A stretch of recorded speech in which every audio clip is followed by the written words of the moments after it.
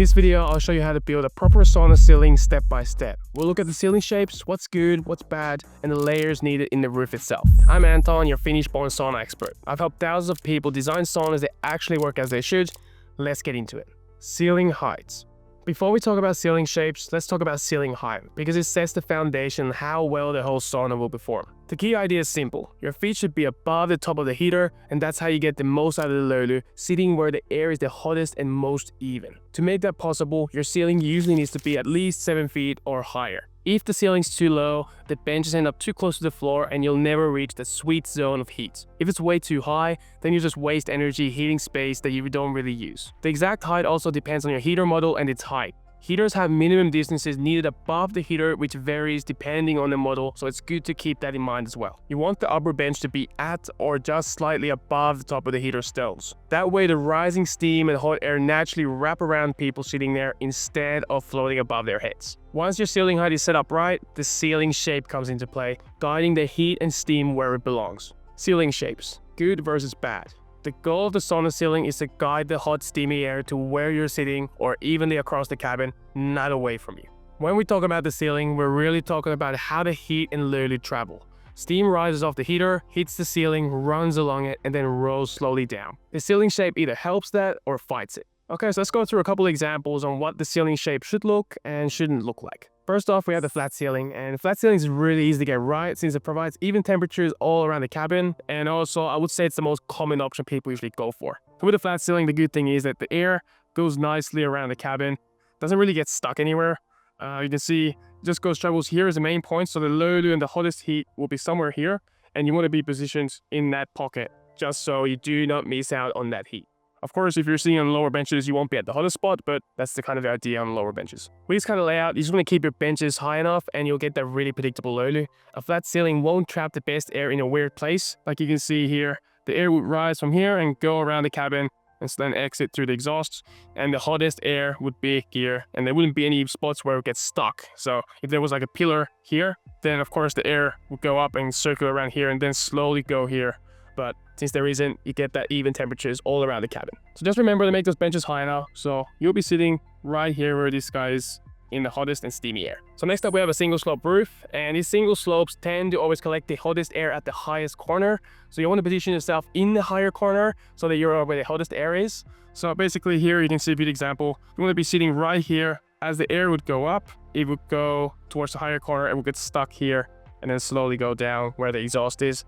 But you don't want to do the other way around. Here's another example here, that you will be sitting here at the lower corner, and then the heat from the heater would go up here, but it would never come down to where you are because hot air always goes up and cold air goes down. So it just wouldn't work. So you only get the cold air eventually down here and you'll miss out on the hottest air, which is kind of the idea of a sauna. You might be thinking that, oh, I have mechanical ventilation, that will help pull it down. It will help a little bit, but it just won't defeat the laws of physics. So basically you'll never get the hottest air if it's a little bit sloped. It will definitely make it better, but it won't be the same as positioning in the right corner of the bench and sitting there yourself than being on the opposite side. So next up, the Löyly pocket. This is the vertical space above the top bench that holds the hottest and steamiest air we'll be talking about. You want to have enough space there so it's not too little and it feels cramped, but also not too much because then the best air will just float away above you. So here we have a good example, like we went through before, is you'll be sitting here on the top bench, Löyly pocket, you'll be right in there, perfect. But if you decided to go with the higher ceiling and you wouldn't be sitting up there yourself with the top bench being lower, you'll see here, you'll be sitting here, and then the hot and steamy air will go up here, and basically it will be around here, the hottest, then it will slowly drop down to where you are, and it'll be a lot cooler by then. So the hottest and steamy air will be stuck in this Löyly pocket, and it will be above you, and it's kind of missing the point of being in the sauna. You'll be just in a cooler sauna, and even though you want to be in the hottest point. So don't make this mistake going too high with the ceiling and putting the benches too low. You can make the ceiling higher, but just make sure you're also sitting up there. The distance you want to have between the top bench and the ceiling is good to keep around, I would say 40 to 48 inches. And that way you don't hit your head when easily getting in there. And also the Löyly doesn't escape you. So keep that in mind. Here's a couple more layouts that you want to keep in mind what to do and what not to do. So what good idea to do is to help the steam travel and the Löyly travel nicely and flow through the cabin. You can make these little bit rounded corners. So basically the steam would go up, and it will then help it guide down to where the people are sitting. So You wouldn't get stuck in, because if with a flat ceiling and sharp corners, always a tiny bit gets stuck. If it's like a flat ceiling there, it will get stuck in this place here. But it doesn't really happen that much. You would notice it. But of course, making those curved edges would of course boost the Löyly and the hot steam to travel quicker to you, so you'll feel it nicer and more evenly. Not a big difference, but if you want to make a rounded ceiling or rounded corners in the ceiling, it definitely won't hurt. But I mean, most people don't do it. It's just an extra layer. It's pretty tricky to get the curved wood to look nice there. But yeah, one thing to keep in mind if you want to do. Next, one thing you definitely don't want to do is something like this. So you might not have a flat ceiling, you have like a higher spot in the ceiling, and that's where you can go. I'll put the heater there. So you can see that the hot air would just go up, it would get stuck in this highest point in the room, and then maybe from there it goes slowly to where you're sitting. But this is kind of what you definitely don't want to do. I would just close this off and make it flat so it goes around the cabin. There's no point in making that higher bit for the ceiling there. It just makes all the sauna experience a lot worse and a lot more uneven temperatures. Layers in the sauna ceiling from the room side up. Think of the ceiling like the wall build you've seen. Same logic, just more important because the hot air always rises, so that's the main point of where it will exit. From inside to outside, you have the paneling, then you have the air gap, and after that you want to have a full vapor barrier, and lastly, the insulation. For the exterior roof of an outdoor sauna, think of it like a small house. The indoor ceiling handles the heat and moisture, and the outside roof just needs to be weatherproof and well ventilated. Interior paneling. You'll want to use thicker boards on the ceiling than on the walls. Over 0.8 inches is a great target. The ceiling gets the highest heat load, and the thicker boards stay a lot straighter and look good a lot longer than if it would be thinner. As you start doing the paneling, you want to make sure that the panels you're installing are definitely straight. You can double check how straight the paneling is by measuring the both ends of the panel to where you started in the ceiling. Ventilated air gap. You'll want to leave roughly around ½ inch to an inch gap between the foil and the paneling. This lets the wood warm evenly and gives any stray moisture a path to dry back into the room.